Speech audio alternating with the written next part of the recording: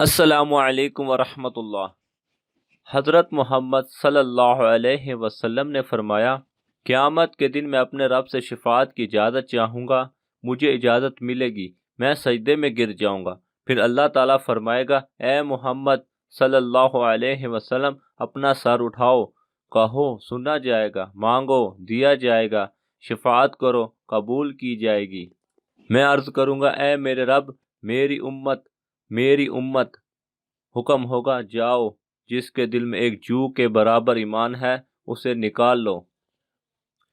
میں جاؤں گا اور ایسا کروں گا، پھر لوٹ کر آؤں گا، پھر اللہ تعالیٰ کی حمد بیان کروں گا، پھر سجدے میں گر جاؤں گا، پھر اللہ تعالیٰ فرمائے گا، اے محمد صلی اللہ علیہ وسلم اپنا سر اٹھاؤ، کہو سنا جائے گا، مانگو دیا جائے گا، شفاعت کرو قبول کی جائے گی۔ میں عرض کروں گا، اے میرے رب، میری امت۔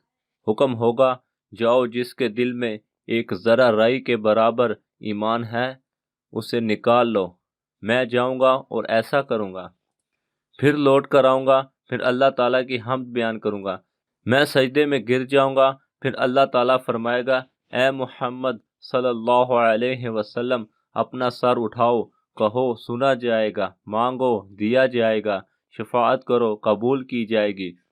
میں عرض کروں گا، اے میرے رب، میری امت۔ حکم ہوگا، جاؤ، جس کے دل میں رائی کے دانے سے بھی کم ایمان ہے اسے نکال لو۔ میں جاؤں گا اور ایسا کروں گا، پھر لوٹ کر آؤں گا، اللہ تعالیٰ کی حمد بیان کروں گا اور کہوں گا، اے میرے رب، ان لوگوں کی اجازت دے دے جنہوں نے لا الہ الا اللہ کہا ہو۔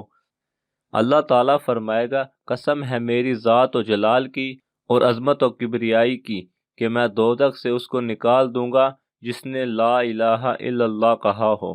کتاب صحیح بخاری، حدیث نمبر 7810۔